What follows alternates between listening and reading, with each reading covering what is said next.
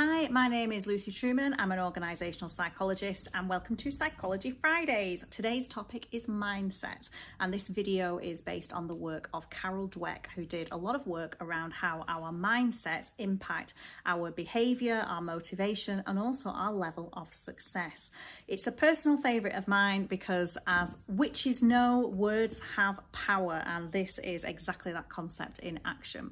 So have you found yourself thinking things like, I'm just not very good at this?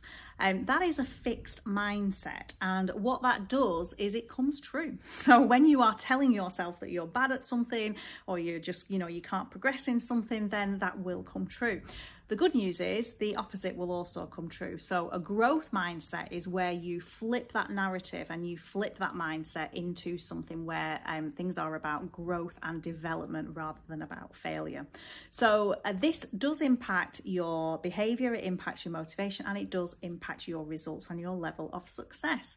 So it is something, without going too far down the spectrum of complete toxic positivity, which I can make another video about another time, it is worth reflecting on the stories you tell yourself, and as well the stories that you tell your team and how your organisation approaches things like success and failure.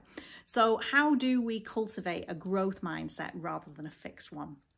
So the first tip is view failure as feedback. So what if failure is not the outcome? It is just a chance to learn. It is a step forward. It is a chance to develop and grow. That's quite a significant mindset shift rather than we failed at this, we're terrible at it. Tip number 2 is make sure that when you're in your organisation, we do tend to focus on things like talent management, and we look for people who we perceive to be talent, and make sure that we're also celebrating strategy, effort, planning and growth and progression and development. So make sure that we're celebrating those things too. And finally, make sure we're modeling curiosity.